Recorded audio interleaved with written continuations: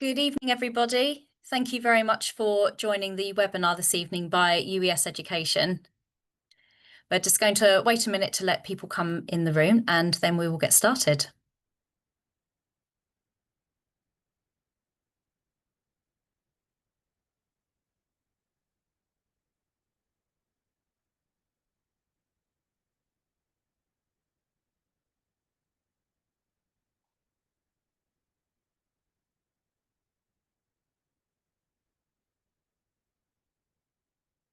Thank you, everyone joining. Still see lots of people coming in, which is great.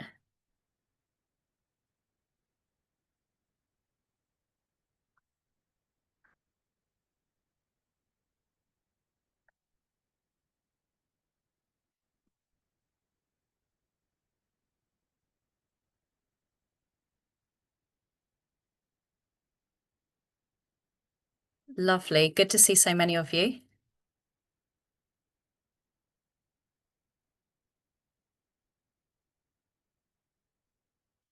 So, just while some more people are coming in, we're just 1 minute past 6 now. Throughout this session, I will introduce myself formally in just a moment. I'm going to leave the chat function of this webinar open. So if you've got any questions that you would like to ask either throughout the presentation or at the end, I will get to as many questions at the end of the session as we can before we finish this evening. But please do pop your questions in there at any time. Would it be possible for somebody just to use the chat box to clarify to me that you can see my screen sharing, you can see the presentation, you should be able to see a US map on the screen. Perfect.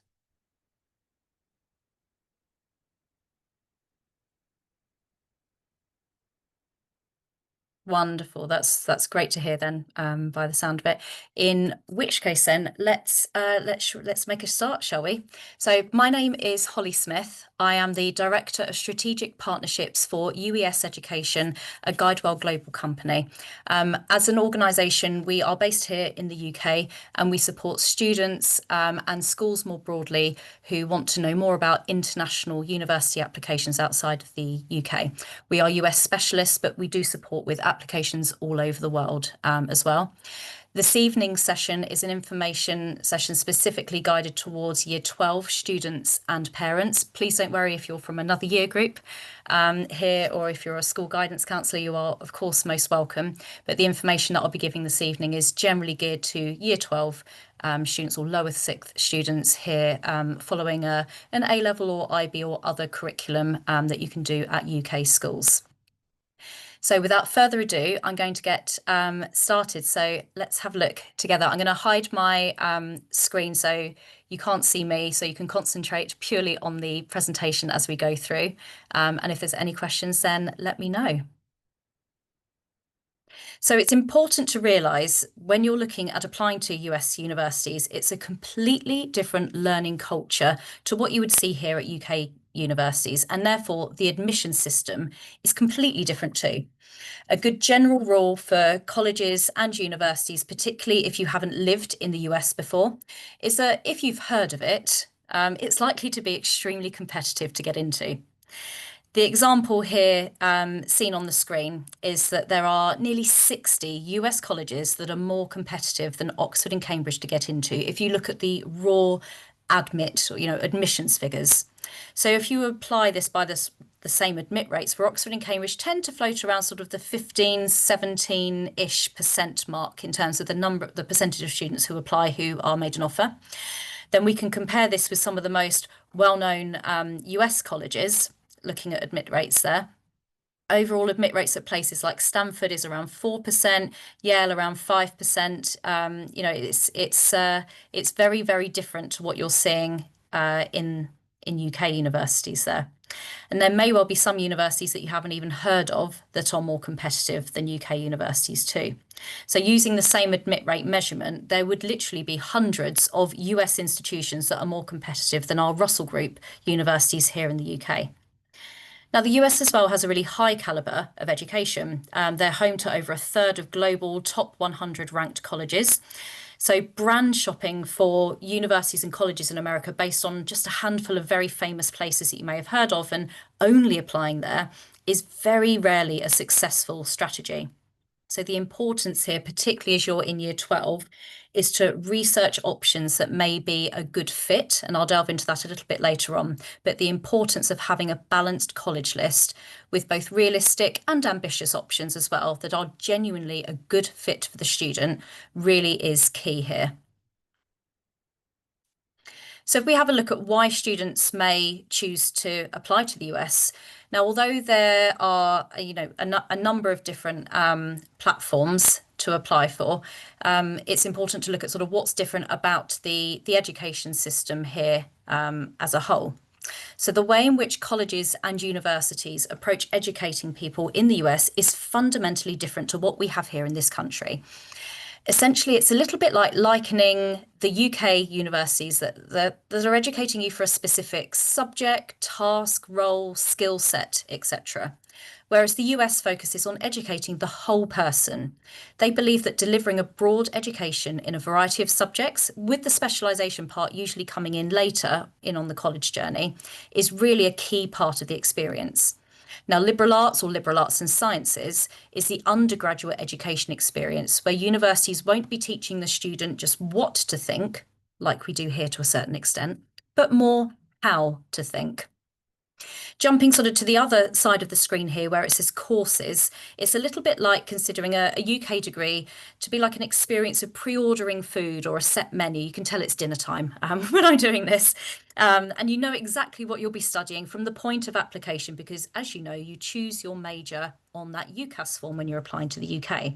So at the other end of the scale with the US, you've got much more like an all-you-can-eat buffet style of education, lots of subjects to choose from. You can often switch majors or change your course focus entirely, which is one of the things that the US offers. So the US system really is fantastic for students who want that higher education experience and the flexibility to explore their subject interest. Now, because of this flexibility in studying, undergraduate degrees are typically 4 years in length, so a year longer than here, with the exception of Scotland being 4 years as well. And there's also typically a much higher contact time with professors in the US. Now, in terms of what US universities are looking for from applicants, as I briefly mentioned just a moment ago, American learning styles are very different to the UK. And so therefore, the approach to the whole admissions process as well is very different too. It is much more of a holistic process.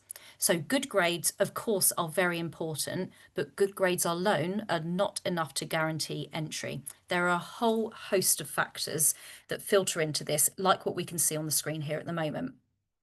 So academics are indeed a major part of the application. Strong A levels or IB or whatever system it is that your school offers here in this country, ensuring you have the right subjects if required, such as maths for many undergraduate business degrees, for example, is really important. So sort of looking at this as early as possible in your sixth form experience or before is ideal. So going past that sort of first column there where it says academics, this is where we really start to differ from UK universities. American colleges are looking to identify students that are a right fit for their campus. Think of it a little bit like having a blank mosaic in admissions, and the admissions officers are generally building their class or cohort each year. I say this myself as a former university admissions officer. I worked in university admissions for 15 years before doing what I do now. So admissions officers are looking to get a sense of who you are as a person, what makes you, your character, your passions, your interest, how you are within your current school and local community. They're looking at all of those things because this leads them to looking at how you fit within the context of that individual college or university. A small liberal arts college in a rural area is going to have a completely different vibe, if you will, to a big flagship state university like, say, Rutgers in New Jersey. They'll want to see that you've identified them as a good fit and why as well. How do you fit in with that university's culture and values? And how have you demonstrated your interest, your genuine interest in applying? What are your other talents, achievements, and skills, for example, that you'll bring to the student body? How can you get involved with the university campus if you're admitted? Some of these things, the university colleges can identify something called the Common App, which I'll talk to you a little bit about later on, or the essay that's in there, or similar essays that you might write. And many colleges will also have their short own essay prompts designed to help the student and colleges identify whether it's a good fit. I always say, sort of as a comparable, a London university will never ask you as part of the application process if you like the idea of living in London or what you think of their famous buildings or their sense of community. Nor is there anywhere to write about it on UCAS. It is simply a completely different focus. So looking at some of the components that make up a US application, there's a number of core areas that you can see here that make up the application process to apply to the US, and we'll take a look at some of them in more detail today. So starting with courses and grades here. GCSEs are really important. They're, of course, a nationally recognised qualification with a grade that has already been achieved as opposed to one that's pending. Now, that said, your predictions for A level or IB or whatever system it is that you're studying at your school are very important too. But if you have taken GCSEs, it's important to realise that they will come in to the process too. Looking also then at standardised tests, what else can you do to demonstrate your academic prowess? You may well have heard of a university entrance test called the SAT. There is also one called the ACT, but from experience and speaking with schools across the country, the SAT is much more popular in the UK as an option. So if you've got any questions about the ACT, do ask me, but I'll focus this evening on the SAT as that's much more popular. The SAT itself is an online test, and it's very popular for admission to American colleges, and it's taken on the student's own laptop at a registered test centre, which is usually a school. Depending on where you're dialing in from in the UK, there's a lot in London, and then there are some outside of London as well. Now, there are two sections to the SAT test. One is in reading and writing together, and one is in maths.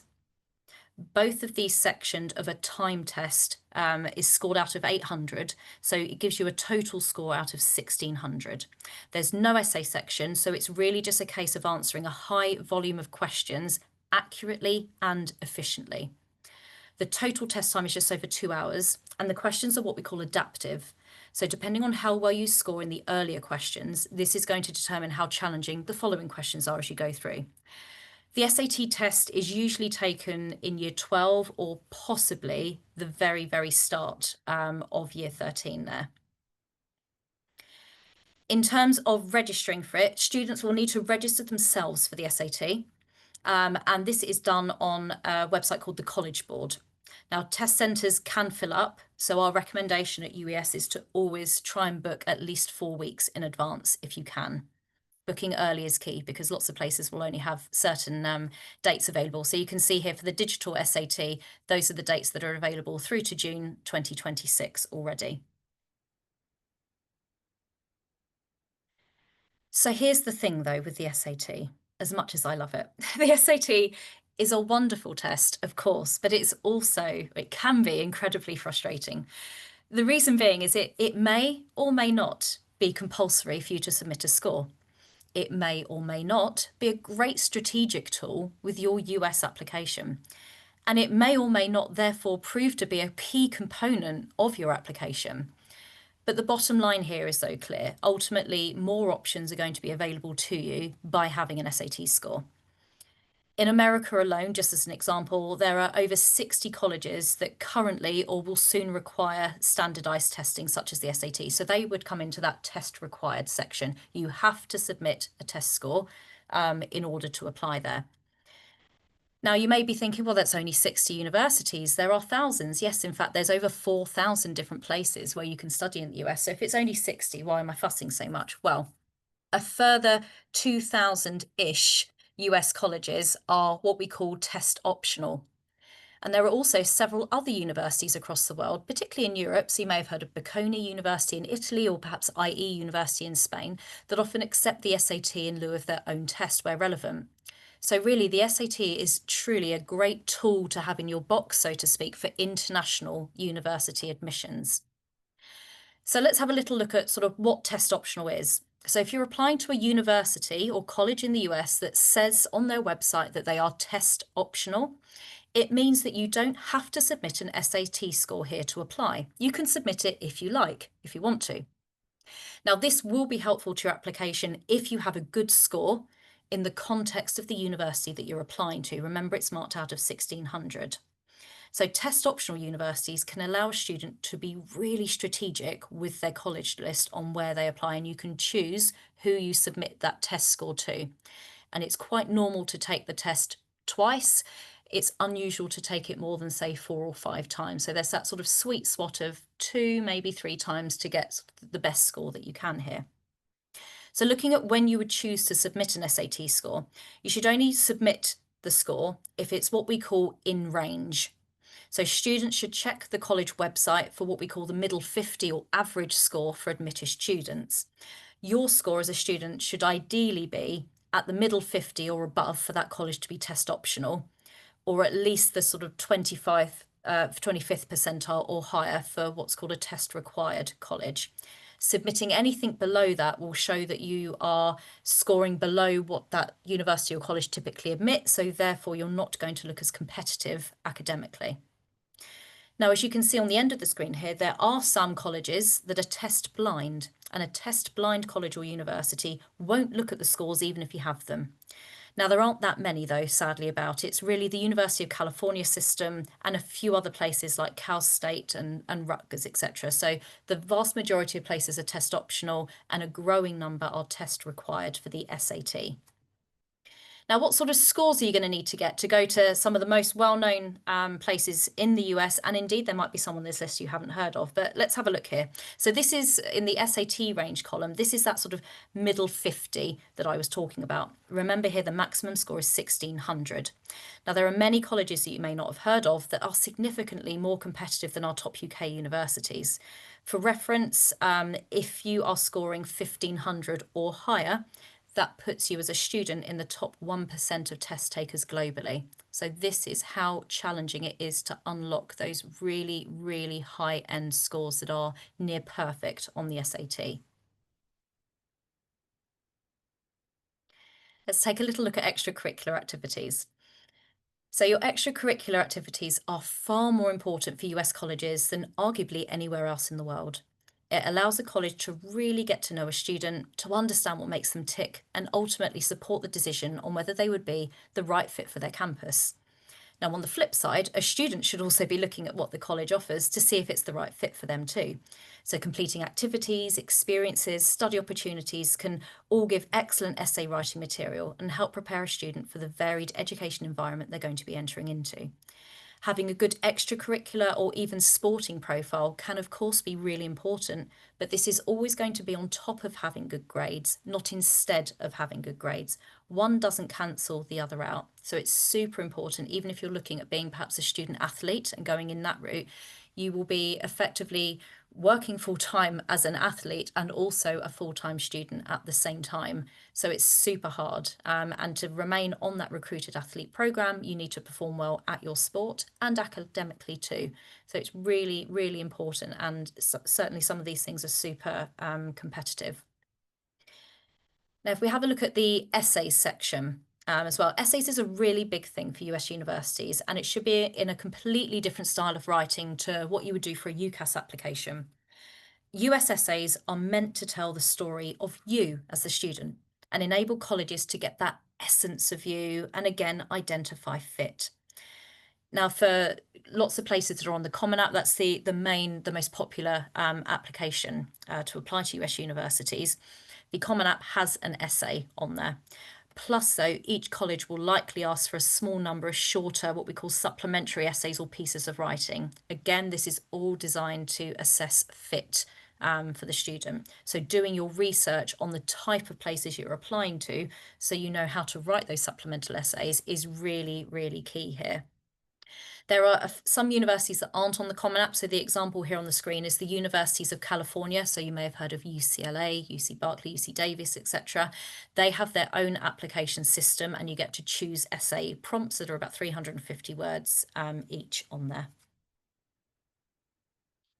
There are recommendation letters that are written by your teacher, your school. So that is a really significant part of the process too. So as you go through this year at school, if you're in year 12, if you haven't done so already, please do speak with your guidance counsellor, your university's lead, your careers advisor, whoever it is at school who supports with your future university applications, because they will need to be involved to quite an extent with the recommendation letters part, as well as submitting your school transcripts, so your grades, etc. too.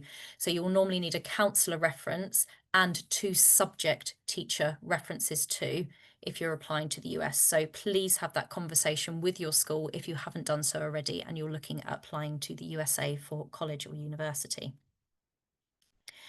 Now, some colleges, not all I hasten to add, will request an interview as part of the process. Now, these can be online a lot of the time as we're not based in the US, but occasionally they can be in person, particularly if they have someone based here in the UK or travelling to the UK.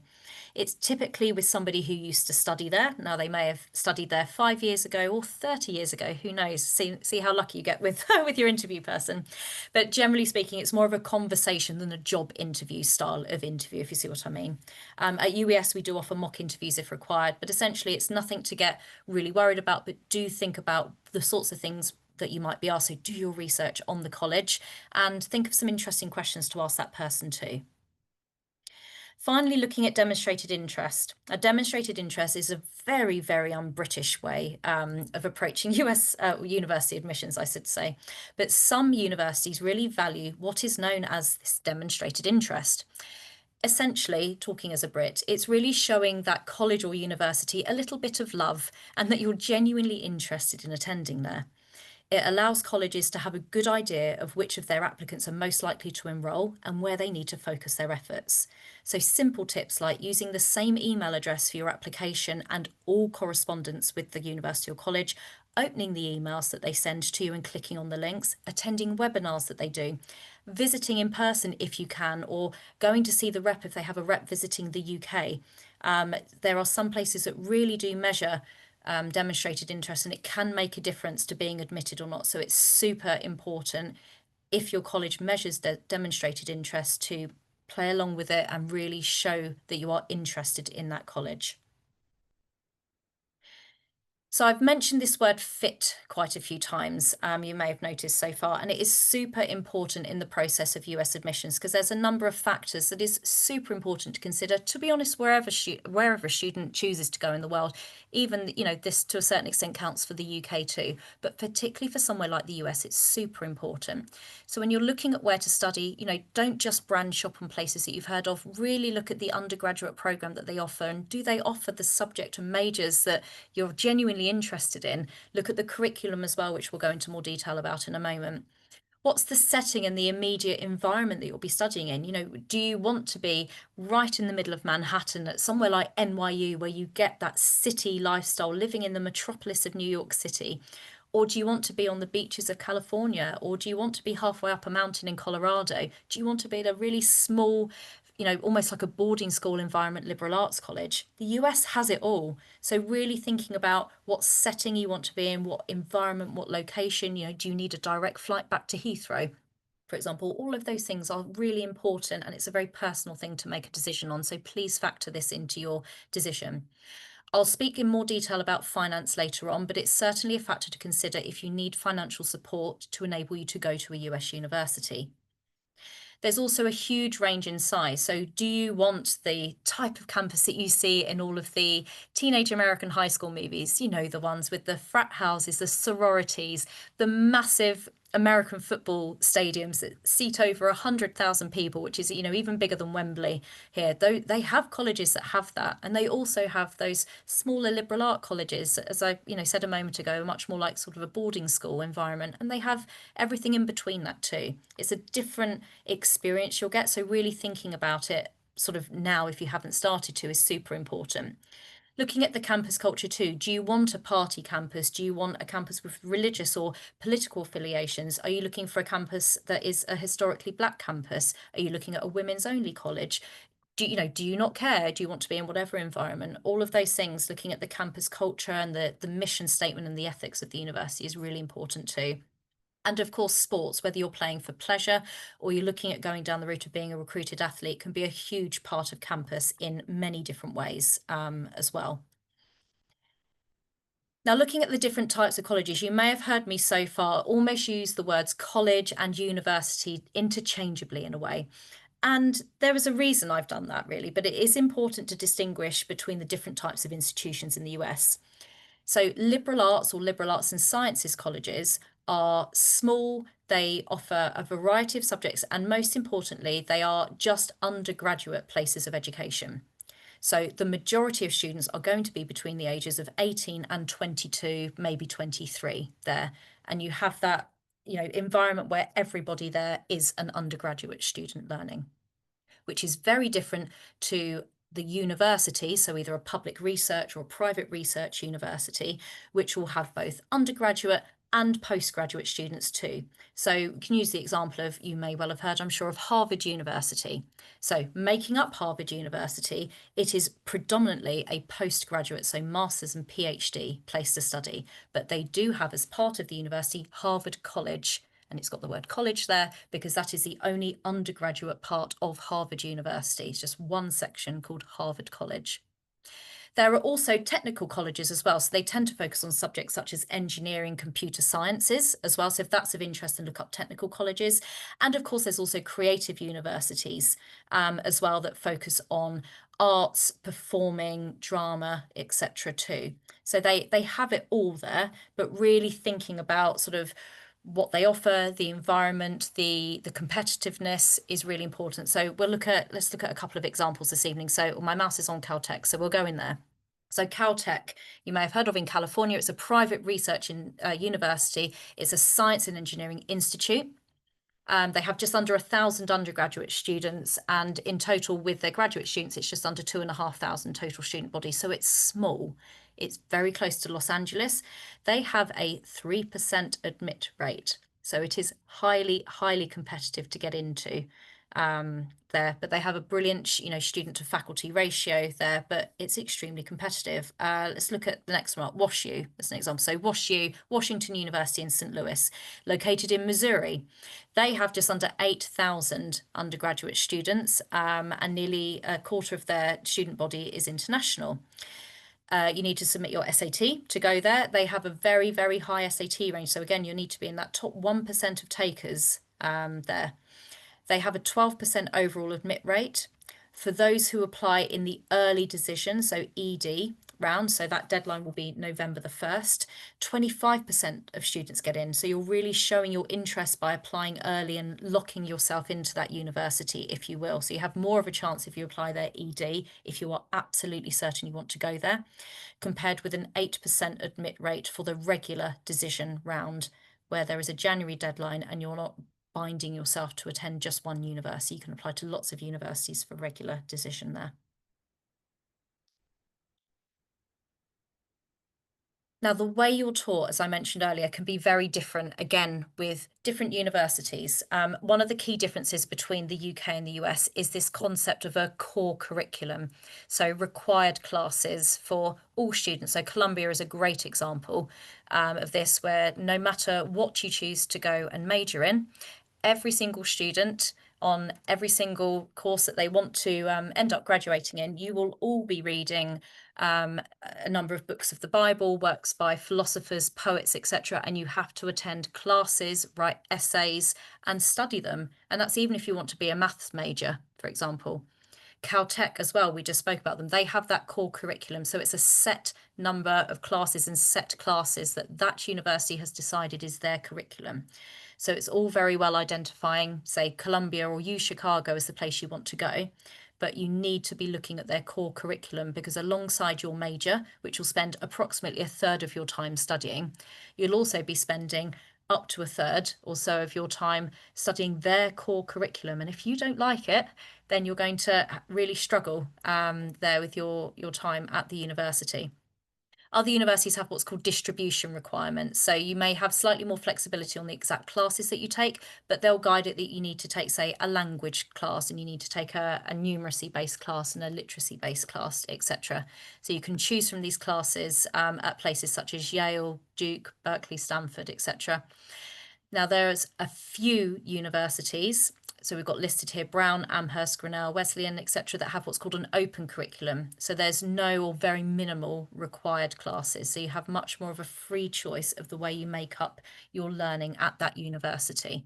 So as you can see here, it's much more like that kind of all-you-can-eat buffet style, lots of subjects. You're studying way more than just what you want to major in at university when you go to the US. So there's a real distinction there between, say, this country and going to US universities. In terms of the different places that you can look for in terms of college search tools, so you may well, if you're a student on the call tonight, you may well attend a UniFrog school. UniFrog do more than just UK universities, so you can absolutely use UniFrog to look at US suggestions there. You might want to use websites such as Niche, Big Futures, College Express too. College or university data on their own website, rankings if that's important to you. There are different events throughout the year that you may choose to go to. So US College Day is normally in September each year, but there are other events that go on throughout the year, perhaps including at your school, that's really important to tap into as well. So we'll have a little look now at how to actually go through the application process to US universities. So if we have a look at the early and regular rounds, so I sort of touched upon this just a moment ago, but there are different options for applying for different deadlines when you're looking at applying to the US. And I'd be very happy to answer any questions in more detail about this when I finish. But it's important really here to note that applying early and using what's called an early decision. So on the left-hand side there, the place for an early decision university is globally binding. So that means if a student applies early decision to a college or university, and if that college accepts the student, then congratulations, you're in, you're going. But the expectation is that you drop all other global applications, such as what's in UCAS. So it happens every year where we have students who apply by the November the 1st deadline to one university in the early decision round, and they may also be applying to Oxford or Cambridge as an example. If they hear back from that early decision university and they've got in, then they should be withdrawing their application to Oxford or Cambridge as well. So please, please only apply early decision somewhere if you are serious and absolutely 100% certain you will attend. Now, all of the other types of application there are not binding. Restrictive early action has that early deadline as well, and you can only apply to one university as restrictive early action, but if they let you in, so Harvard example is restrictive early action, you don't have to go. There's still the flexibility to, withdraw or attend somewhere else, but you're still demonstrating your interest to apply there. Looking at early action there, so it's got that same early deadline. Early action is sort of saying that you are very, very interested in the university to attend there, but you're not binding yourself by going early decision or ED there. Early action is just suggesting that you are very eager, you're applying early, but if you're offered a place, that's great. You can absolutely sit on other offers as well. The regular decision round is normally around January the 1st as the clear deadline there. It does have an overall lower admissions rate, but it gives you much more flexibility. So students quite often will apply early action to a small number of colleges and then apply regular decision for all of their other options there. So it's really important to measure up sort of your order in a way of where you want to apply to. Let's take a look at finance together. Now, if you need financial support to attend US colleges, your research and whole approach really to application may take a completely different path, particularly at the point of researching. So if we zoom in here on financial aid itself is assessed on parental income and assets. I'm saying this because I would imagine the number of people on this call tonight and watching are unlikely to be US passport holders. If you are a US passport holder, then you complete a form called a FAFSA, which you should be able to see there on the screen. If you are not a US passport holder, you will be classed as an international student, and non-US students will often complete a form known as the CSS. You can see it there on the screen, and this is what requests information on family income and assets. The idea of this is that a university then will receive that information at the point of application, because this will form a part of their decision for universities who are what we call need aware on whether they choose to offer you a place or not, and if they want to give you money essentially to attend.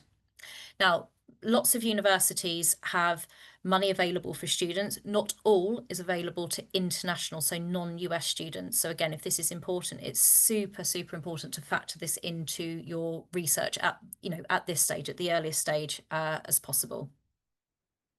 If we have a look here, for example, of some of the most generous colleges in the US, when looking at colleges that are most likely to provide financial support, you can look at colleges that, for example, provide the highest awards. So there's some examples there on the screen. Some of them you might be familiar with, some you may not. So you can see there their overall, should we call it a sticker price fee? But then next to it is the average financial aid award. And this is for international students, so those who are non-US passport holders. So it can make these universities, if they want, very, very accessible. There is a lot more financial freedom for US universities than anything that the UK has. They are regulated completely differently, and universities are very independent in the US with how they choose to spend their money. Alternatively, you could perhaps look at the highest percentages of awards awarded, so where you're most likely to get an award. So you can see here on the screen a selection of colleges that give financial aid to every single international student that enrolls there. Again, some you may have heard of, some you may not, but you can see there on the screen, again, their sticker price, as we call it in the fees. And a sticker price normally is not just tuition to turn up, but it can often include room and board as well. So that's your all-in price per year. For a lot of these places, again, with the average award that an international student would get there. Now, saying all of this, there are a number of places, a very small number of places, that are what we call need blind, where they don't consider financial need as a part of the application process, and they meet the full need for international students. As you can imagine, these are incredibly competitive places. You can see them there listed on the screen, Brown being the newest admission, or the newest addition, I should say, onto that screen there. If you're looking at resources in particular for support for this, so the Fulbright Commission in the UK is very helpful. There's also the IFA website, college websites as well will have their support, and also us at UES Education, we'd be very, very happy to help advise on this further as well. Now, I mentioned very briefly earlier on about sports scholarships, but if you're watching tonight and you are an athlete, the sports admissions process can be different from the typical academic admissions process. So please, again, speak with your school about this, but you can ideally look at different colleges and universities across the US that offer the sport that you're interested in. And you start the process by speaking with the coach of the sport that you do. So if you are an athlete or a basketball player or a field hockey player, then you identify who you need to speak to at that college. And they essentially will help guide you through the process. Now, it's not quite as common as you may think to go to the US on a sports scholarship, but of course it exists and many students go each year. But it is highly competitive, and the funding for this will vary depending on the university. And as I mentioned earlier, and hopefully you'll remember, you are going to be, if you're a recruited athlete, a full-time athlete and a full-time student. So you need to be good academically still with your SAT, your A-level or IB scores, as well as performing well about with your sport too. So it's really important to talk about that process as early as possible. Now, I'll be answering your question shortly. At UES, we work alongside schools across the UK and more broadly as well, outside of the UK as well, guiding both members of staff at school with better supporting their students with advice on the USA. And we also work directly with families as well and students. So if you are interested in getting support for the college counselling process, so where we would support a student with research, identifying those right fit colleges, do they want to be in the middle of a city, or are they more of a country bumpkin, or are they a beach babe? Like me, that's where I'd be going, I think. We can support them through that process as well as the application process and provide advice. I mentioned the SAT test earlier as well. So if you're interested in support for the SAT, either with private tuition or we run a number of courses throughout the year as well, then please do feel free to get in touch via email, or you can use the question box here tonight, or of course look at our website as well. I'm now going to look at questions. If anybody's got anything they want to ask, then please do pop them in the chat box and I will look forward to answering them. Right, let's have a look. Thank you. So is it fair to compare the SAT to the GMAT, the test for MBA entry? That is a really great question. Thank you for asking. So the SAT is it's an aptitude test like the GMAT. It's the key really to unlocking those higher scores with the SAT is, as much as I hate to say it, just relentless repetition. Once a student has cracked the way to approach questions, and that's really a lot of it, it's identifying quickly the style of question that is being asked. So if I zoom out and go back in on, no, it was components, standardized tests, and digital SAT. If we have a look at the format here, so you can see in the first column here, we've got the verbal format, and then there's also the maths format here. And I'm just going to zoom in for an example on the maths components here. So these are the sorts of questions. They're going to get 44 questions on these sorts of subjects within maths. So the idea is that a student will be so familiar with looking at, say, I'm just using an example of a trigonometry question. They're going to look at that question, have approximately a minute to answer this multiple choice question, and they should immediately go, oh yes, this is a trigonometry question, and they'll be able to approach it quickly and accurately. So working, first of all, getting the accuracy right, followed then by working up the speed is the key thing. Now, absolutely, some students can do this by themselves. Once they've unlocked sort of the key to answering questions accurately, then it's just a case of building that speed up. We do find, though, that a lot of students will come to us. We are the largest test provider of SAT tutoring, etc., in the UK. And so it's something that we do an awful lot at UES Education. So yeah, please do feel free to ask more about that. Do I have a list that shows US universities by tiers based on the SAT score bracket?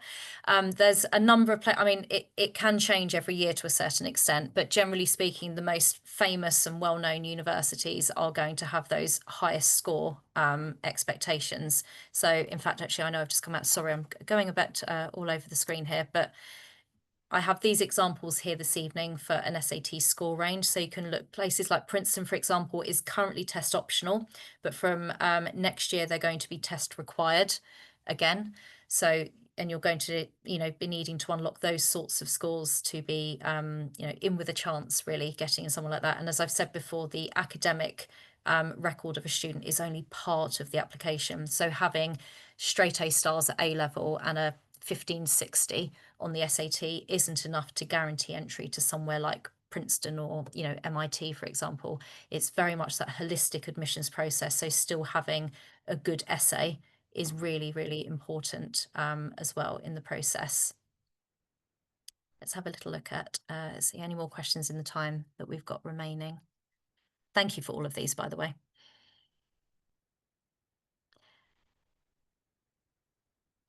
Thank you for, so what is the last third of your time spent on study or community or both? Yes, so the way to a US university will structure a lot of their time. You'll spend roughly a third of your time as a student studying your major, so subjects towards your major that you want to do. So that can be a case of, if you want to major in politics or something like that, then you'll spend around a third of your time doing different politics classes over the course of your whole degree. You will likely then spend another third of your time doing that university's core curriculum or distribution requirements. And then you have this final third of your time. So most students will use it for electives, so a free choice of modules, or perhaps a work placement, perhaps a study abroad opportunity. So something that feeds into that degree experience as a whole, but isn't part of necessarily that structured curriculum or class, as an example. So thank you. That was a good question. Let's have a look and see if there are any more. I'm going to stop sharing so I can see the questions a little more closely on here. What advice would you have for students who would like a sports scholarship and haven't applied yet for football, but would you recommend using an agency? Again, it's up to you as a family, and also please look at the support that's available in your son or daughter's school. There are many examples of students who will navigate the process with the support of your school. That said, if you are able to support it, then having an agency or a specialist in this area is key. Please speak with your school about people who they would recommend rather than just going on Google. There are lots of people out there who claim to be experts in this, and we do hear horror stories every year. So yeah, but please look into it, see how you do with the support of your school, if they can recommend anybody. A lot of the time we get recommended, but the purpose of this evening is to, give out information to support students and families. But you are very, very welcome to get in touch with us at UES Education, because we do also specialise in sports scholarships applications as well. Let's have a look for final question. Let's